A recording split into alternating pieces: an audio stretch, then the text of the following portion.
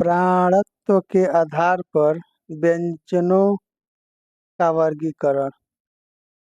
वर्णमाला में व्यंजनों का वर्गीकरण अघोष, दूसरा घोष।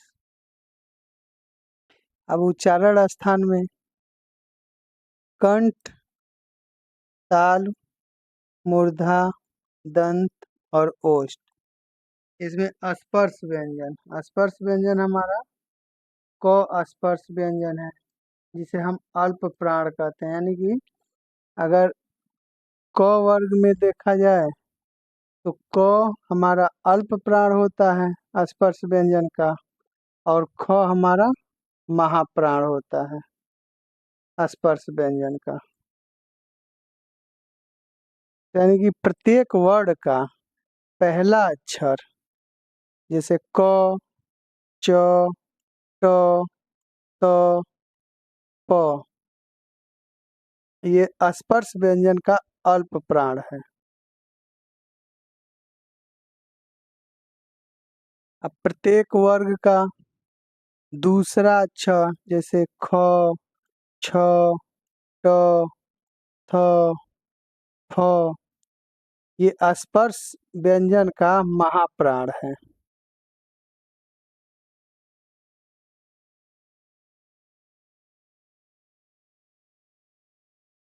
ऊष्म व्यंजन का महाप्राण स, ख, स, ये हमारा महाप्राण है। अब कंठ से क, ख, ये कंठ से बोला जाता है। फिर ग भी कंठ से बोला जाता है, घ, यानी कि क वर्ग हमारा कंठ कंठ होता है। और तालु से च वर्ग बोला जाता है, मूर्धा से ट वर्ग बोला जाता है, दंत से त वर्ग बोला जाता है, ओष्ठ से प वर्ग बोला जाता है।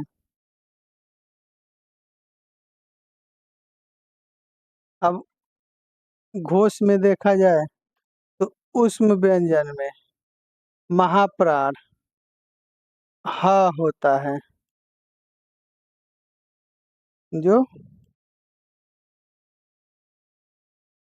और इसमें अल्प प्राण घोष में अल्प प्राण प्रत्येक वर्ग के तीसरे अक्षर अल्प प्राण कहलाते हैं। जैसे प्रत्येक वर्ग में ग, ज, ड, द, ब, ये हमारे अल्प प्राण हैं, लेकिन ये हमारे घोष में आते हैं। और ये हमारा स्पर्श व्यंजन का अल्प प्राण।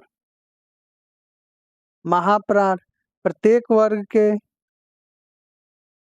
चौथे अक्षर महाप्राण होते हैं घोष के, जिसमें घ, झ, ढ, ध, भ। फिर स्पर्श व्यंजन के अल्प प्राण जो अनुनासिक होते हैं, वे प्रत्येक वर्ग के पांचवें और लास्ट अंतिम वर्ण होते हैं।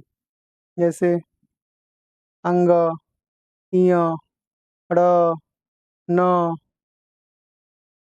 म। घोष में अंतस्थ अल्प प्राण य, र, ल, व, ये हमारे क्या है, अंतस्थ अल्प प्राण है। फिर हास्य स्वर में आते हैं तो हास्य हमारा ये घोष होता है, जिसमें अ, छोटी, ऋषि र, छोटा उ आते हैं। दीर्घ स्वर में आ जाए तो ये घोष के दीर्घ स्वर आ, बड़ी, बड़ा उ, और संयुक्त स्वर ए, ऐ, ओ और औ। अब इससे देखिए हास्य स्वर भी हमको पता चल गया। अ, ई, ऋषि र, उ। दीर्घ स्वर आ, बड़ी, बड़ा ऊ और संयुक्त स्वर ए, ऐ, ओ, औ। तो हास्य स्वर 4 प्रकार के, दीर्घ स्वर 3 प्रकार के और संयुक्त स्वर 4 प्रकार के। अब कंठ से बोलने जाने वाली, तो जैसे अ, आ, ये कंठ से ही बोला जाता है। तालु से इ, ई, ए, ऐ, तालु से बोला जाता है। मूर्धा से ऋषि र आता है। ओष्ठ से छोटा ऊ, बड़ा ऊ, ओ और औ। तो अब जैसे कंठ से कौन-कौन से स्पर्श व्यंजन बोला जाता है? क, ख, ग, घ, अंग। तालु से च, छ, ज, झ, ञ।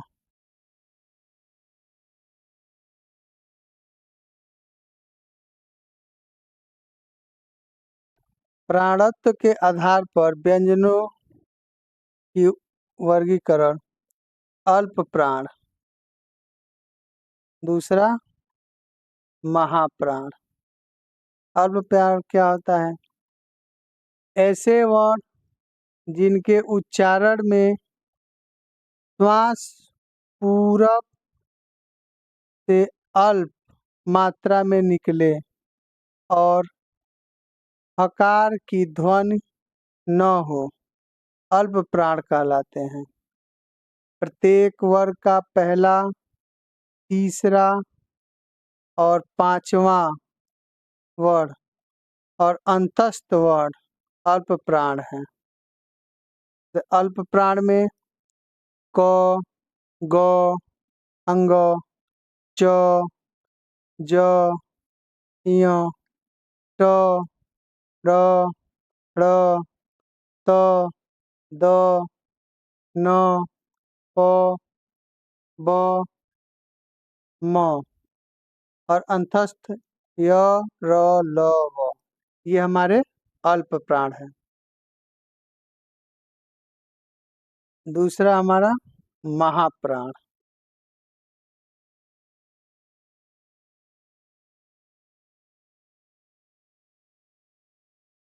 महाप्राण, महाप्राण ऐसे वर्ण जिनके उच्चारण में श्वास अधिक मात्रा में निकले और हकार की ध्वनि उत्पन्न हो, महाप्राण कहलाते हैं। प्रत्येक वर्ग का दूसरा, चौथा तथा समस्त ऊष्म महाप्राण है। महाप्राण में ख, घ, छ, झ, ठ, ड, थ, ध, फ, भ और च, ख, स और ह। ये हमारा क्या है? महाप्राण है। इस तरह हम लोग अल्प प्राण और महाप्राण भी पढ़ लिए। अल्प प्राण में कौन कौन से होते हैं? प्रत्येक वर्ग के पहला, तीसरा और पांचवा वर्ण और अंतस्थ वर्ण ये अल्प प्राण में आते हैं। और महाप्राण में प्रत्येक वर्ग के दूसरा और चौथा और समस्त ऊष्म वर्ण महाप्राण में आते हैं। अब अल्प प्राण में ध्वनि और वायु अल्प मात्रा में निकल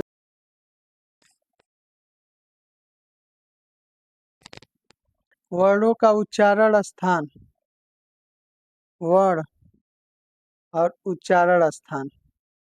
नासिका से बोली जाने वाली वर्ण अंग, अंग, इय, ड़, न, म। ये नासिका से बोले जाने वाली वर्ण है। दंत मूल, वत्सर्य,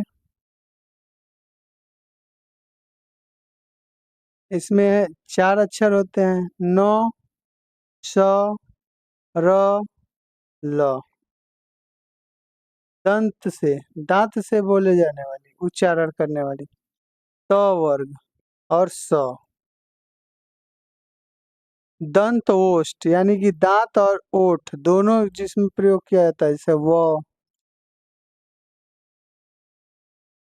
केवल ओष्ठ का प्रयोग किया जाता है, उच्चारण स्थान केवल ओष्ठ का, तो उसमें छोटी ऊ, बड़ा ऊ, प वर्ग के सारे अक्षर, जैसे प, फ, ब, भ, म।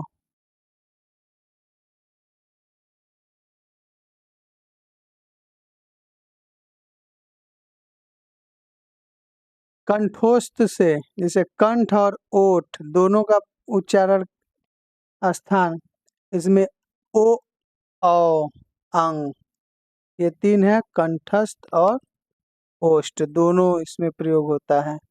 ओ, औ, अंग।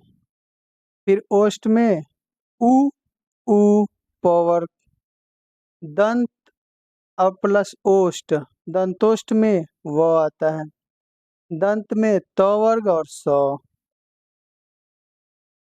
वत्सर या दंत मूल, न, स, र, ल। नासिका से अंग, अंग, इय, ड़, न, म।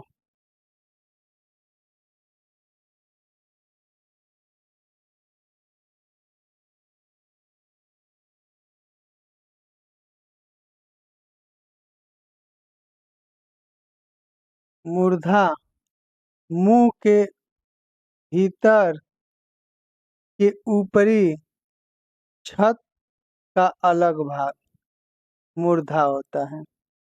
मूर्धा में ऋषि र, ट वर्ग और खटकोड़ वाला स और र, ये हमारा मूर्धांत होता है। तालुब्य, तालु द्वारा मुंह के भीतर की ऊपरी छत पर अलग भाग, इसमें ई, ई, च वर्ग, य और स आता है। तालुब्य में हमारा छोटी, बड़ी और च के जो वर्ग होते हैं, च, छ, ज, झ, इय, फिर य और स आता है। कंठ तालुब्य, जिसमें कंठ और तालु दोनों का उपयोग किया जाता है, जैसे ए, ऐ, ए, ऐ, ये कंठ और तालुब्य दोनों में आता है। कंठ, कंठ प्लस निचली जीभ, जिसमें अ, आ, अंग, अ, आ, अह और क वर्ग, ह और विसर्ग, ये सब आते हैं। अब मूर्धन्य हम जान गए, मूर्धा में हमारा ऋषि र, ट वर्ग और स, र। तालुब्य में ई, ई और च वर्ग, य और स। फिर कंठालब्य में ए, ऐ। कंठ में कंठ, अ, आ, अह और क वर्ग, स और विसर्ग।